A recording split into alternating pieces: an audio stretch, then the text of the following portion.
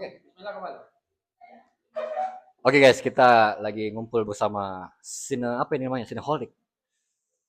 Cinepilot. Damn, oke, alright. Jadi kita ini mau ngasih top 4 kita film yang menurut kita harus lo nonton sebelum lo mau cut deh, sebelum lo mati. Jadi 4 film yang harus nonton sebelum kalian meninggal, minimal sekali. Oke, dimulai dari saya.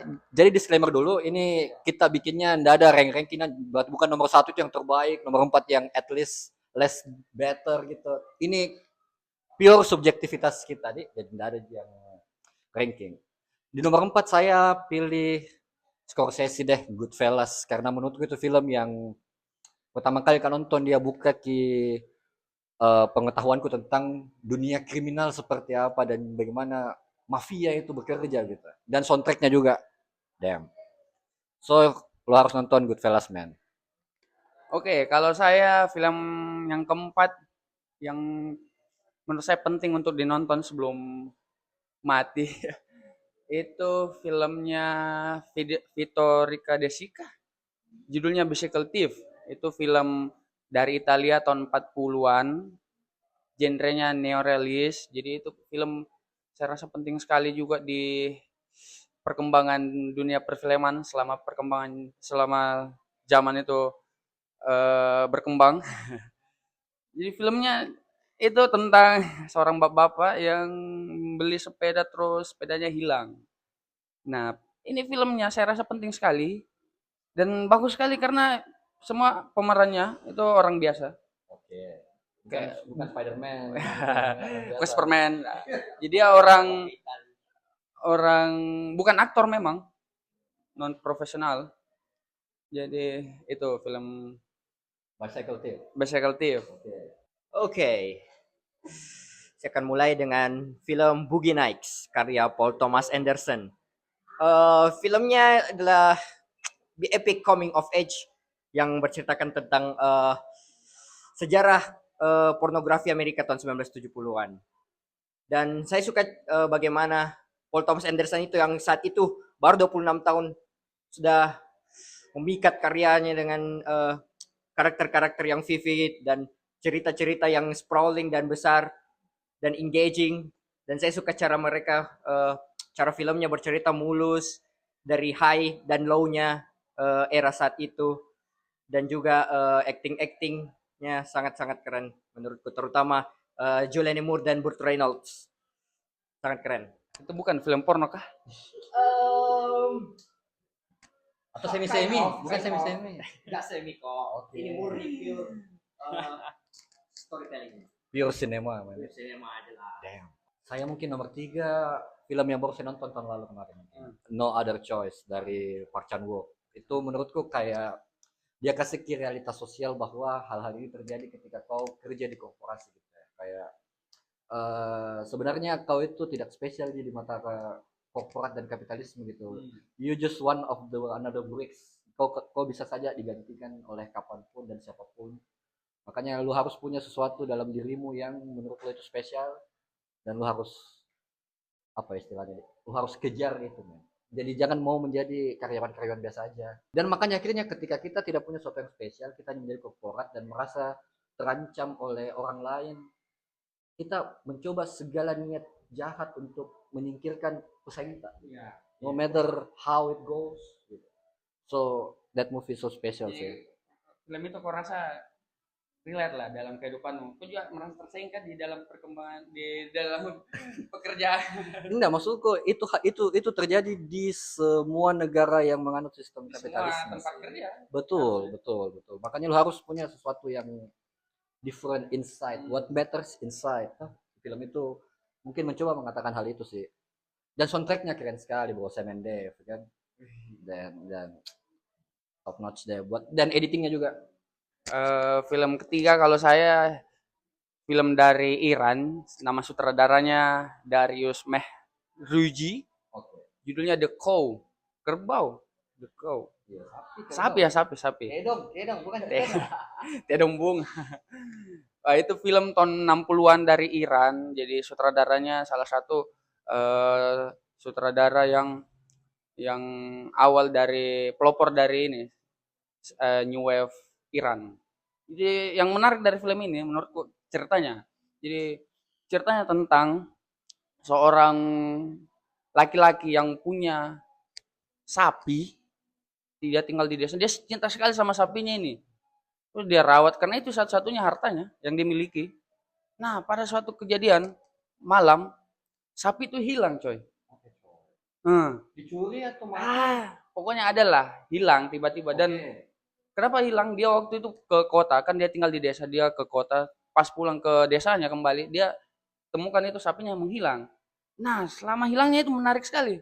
Kau tahu ini orang yang hilang sapinya, dia gila dan kerasukan menjadi sapi. Saking stresnya itu. Wah, itu film. Ini film filosofis sekali, nah. Enggak surreal, tapi putih atau hitam putih filmnya. Filmnya ini filosofis sekali menurut, banyak sekali makna-makna tentang keterasingan. Jadi itu filmnya. Dan ya. Cek percek itu sutradaranya memang ambil kuliah jurusan filsafat. Bukan peternakan. Jurusan filsafat. Jadi filmnya menarik menurutku dari sisi cerita. Oke, film yang selanjutnya ini judulnya Three Women, karya Robert Altman.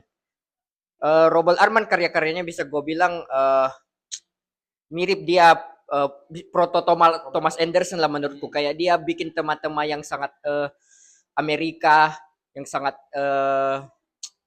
sangat memikirkan tentang betapa tingginya dan rendahnya orang-orang yang intinya orang-orang Amerika yang terpinggirkan lah begitu, yang semacam outcast begitu. Nah, ceritanya Three Women ini tentang, well, seperti judulnya, tiga wanita di Texas yang dipertemukan, dan meski kelihatannya mereka ini kayak tidak memiliki hubungan, tapi seiring berjalannya film kayak diceritakan bahwa aku tidak bisa bilang, nanti spoiler loh. Jadi ini memang pendekatannya film ini dibandingkan kalau kayak film-filmnya Robert Altman yang lain, ini agak surreal, agak memiliki vibe yang dreamy. Iya, agak berat sih, tapi menurutku jika kamu ingin apa namanya, immerse yourself in the film, kayak nikmati, jangan memikirkan, kamu pasti bakal suka lah kayak itu. Kalau suka Mulholland Drive-nya David Lynch pasti suka. Ya. Itulah. Three Women. Tahun berapa filmnya? 77. Oke, kita ke nomor 2 mungkin kayaknya harus ndak afdol deh kalau kita ndak ambil Kubrick. Oke. Saya ambil Barry Lyndon aja deh karena yang kemarin paling terbaru yang sudah saya nonton. Itu film kayak kenapa harus lu nonton sebelum lu mokat, karena apa ya? Secara sinematografis dia indah sekali, surrealis banget. Serasa nonton lukisan tapi yang berjalan. Betul, karena yang dinyatakan. Yes, karena ternyata setelah banyak infografis, si Kubrick pinjam kameranya NASA untuk merekam beberapa shoot untuk dapat vibe 18th century-nya gitu. Jadi pakai kamera yang paling canggih waktu itu.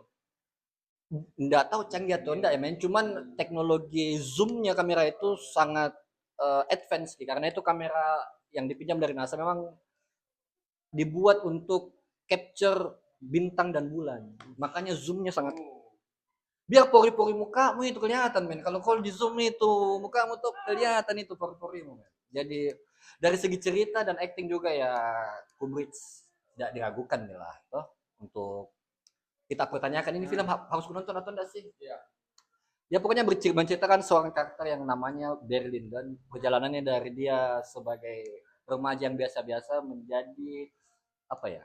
Jadi luar biasa. Menjadi luar biasa, mungkin bisa jadi ya. Akhirnya dia mau menjadi lord di masa itu tuh, bagaimana dia mau bangsawan dari Iya, betul. Dan itu dia harus akhirnya nose dive, akhirnya dia berpura-pura menjadi bagian dari kelas atas dan kayaknya enggak bakalan bisa kok pura-pura jadi mereka.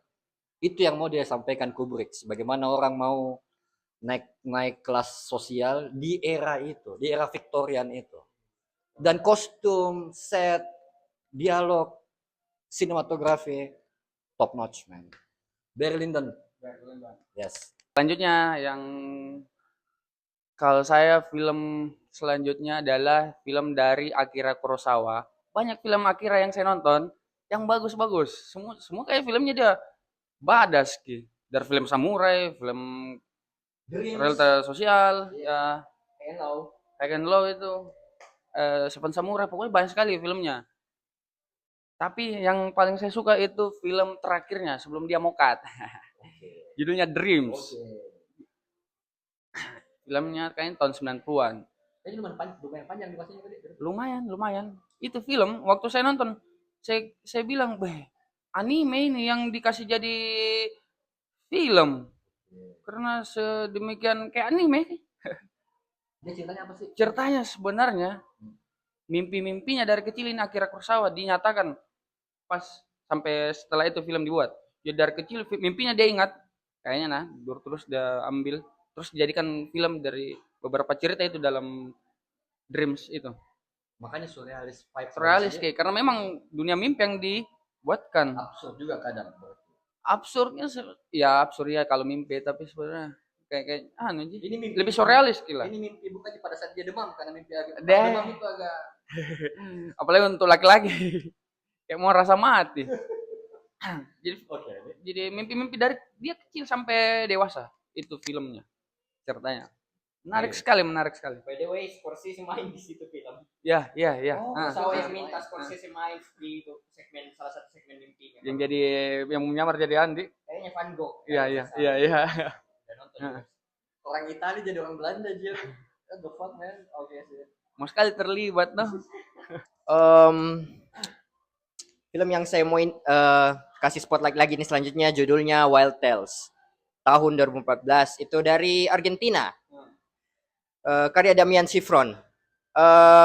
Film ini adalah vignettes kayak antologi 6 cerita yang dihubungkan dengan tema pembalas dendam dan kekerasan, dan seperti judulnya Wild Tales kan apapun jiwa-jiwa liar yang terpendam dalam tubuh kita kalau kayak dipancing terus emosinya bakal keluar itu semua. Jadi 6 cerita ini dia temanya yang itu black comedy, dark comedy gitu.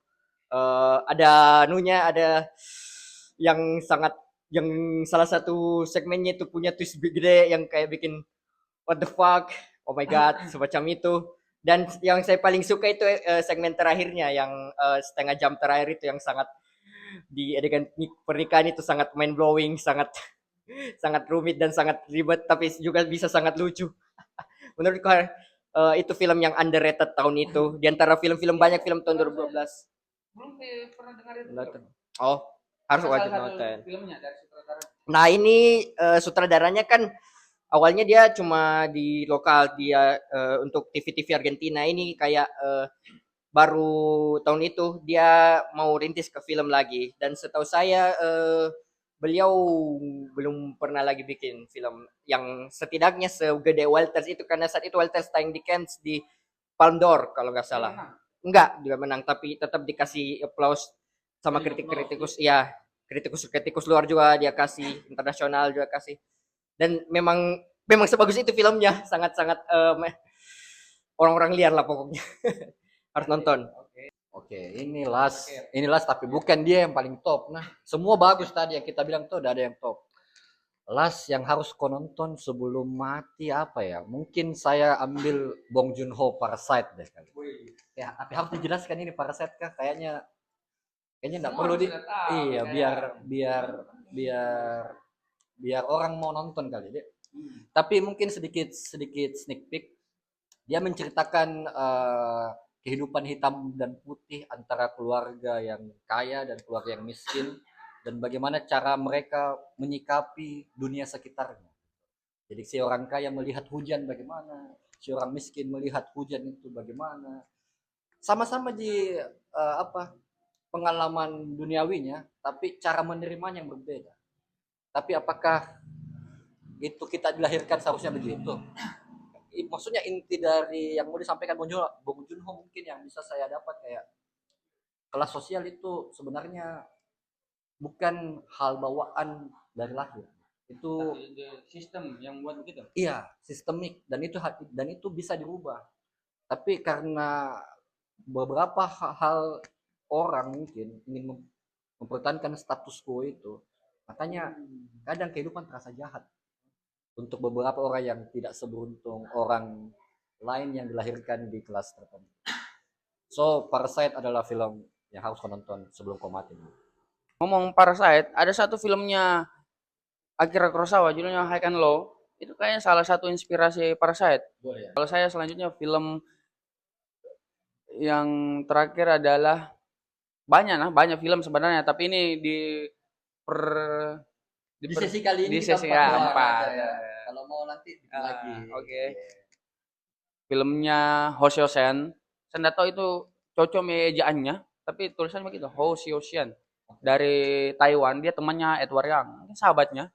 Judul filmnya itu Summer at Grandpa. Bah, ini film. Banyak saya nonton juga ini film-filmnya Hoshiosen. Tapi yang ini memang paling saya favorit kan karena dia filmnya cerita tentang anak kecil yang pulang kampung. Jadi filmnya ya plotnya begitu. Nggak ada jahat, nggak ada yang baik, cuma menceritakan saja orang yang di kota pindah pulang kampung ke ini. Dia pulang kampung. Dari Pokoknya. mana ke mana? Dari dia? kota ke ini, Oh, kampung. tapi tetap di Taiwan. Tetap di Taiwan, Oke. Itu film. Jadi kayak ini anak kecil. Pernah ingat kok enggak? Waktu mau kecil pulang kampung. Kalau ada kampung mana saya kan kalau lebaran pulang kampung, dia kayak begitu kejadiannya. Saya rasa kayak anjir bisanya sama. Pas kau kecil dan dewasa Dan- pulang kampung banyak berubah. Banyak berubah. Waktu kecil kan kita sampai di kampung, ada nenek, ada kakek, kita ketemu dimarahi, kita main-main sama orang kampung, kita main di sungai, di sawah. Ya filmnya mirip-mirip juga gitu dan saya rasa itu hampir relate sekali sama saya sama Topik alamiah. iya topik ala dan seiring perkembangannya waktu ini itu film akan bertambah nostalgianya. Kan ini film tahun 80 dan Oke. saya rasa yang nostalgia sebenarnya orang-orang yang kecil di masa tahun 80. Tapi saya rasa juga sama Ji. Dan akan bertambah rasa kenangannya nah itu di film. Jadi filmnya ini seperti kenyataan yang direkam menurutku. Ya kayak enggak ada soundtracknya di film. Oh, enggak ada soundtrack. Enggak ada, mungkin filmnya berjalan dia dialognya juga dialog sehari-hari Ji. Ada juga kadang enggak ada dialognya, dia cuma mandi di sungai main-main. Jadi itu saya bilang Durasinya? durasinya mungkin kayaknya satu jam lebih lah. Oh, enggak panjang. Enggak panjang Ji. Bilang ini film kayak kenyataan yang direkam semua sembunyi. Dari Hoshio Shen, Taiwan. Salah satu sutradara favoritku. Oke, film yang kali ini no brainer lah. Superbad. Itu ya itu salah satu komedi Amerika tahun 2000-an yang live up to this day yang 20 tahun kemudian sampai sekarang influence-nya banyak gitu. Memang sih ceritanya sekedar kalau dari surface kayak dua orang cowok yang diperanin Jonah Hill sama Michael Cera itu dalam hari terakhir SMA-nya ingin hilang keperjakannya, ingin berhubungan seks dan sebagainya. Nah, inti ceritanya ini menurutku penggambaran yang dilakukan oleh sutradara Greg Mottola dan penulis Seth Rogen itu sangat-sangat akurat dan sangat-sangat American banget dan gitu gimana ya, kulturalnya sangat gede lah impactnya. Terus belum lagi komedinya yang bikin ngakak dan sangat-sangat apa lagi tuh, kayak belum lagi yang diperanin Seth Rogen sebagai polisi sama Bill Hader itu, mereka berdua jadi polisi itu sangat lucu. Dan menurutku ya tidak seperti komedi-komedi seks yang lain, ini Superbad memiliki nuance, ada sedikit nuansnya lah. Kalau itu di ending itu pas Emma Stone itu mereka berdua kayak contemplating dan sebagainya, itu menurutku jarang terlihat di komedi saat itu. Jadi itu menilah kenapa banyak kok artis-artis dan sutradara yang cite Superbad sebagai film komedi, salah satu film komedi terbaik tahun abad 20 21. Dan terlihat dari filmnya sendiri memang sangat super bad, not super bad, super good. Coba cek KTP-nya, bukan di McLovin. McLovin. Bukan di McLovin nama KTP-nya itu. McLovin nama paling populer. Ya, Superbad. Wajib nonton. Oke guys, kalau kalian tertarik dengan konten-konten ini, Silakan tulis di komen, nanti kita bikin part selanjutnya. Ciao, ciao, ciao.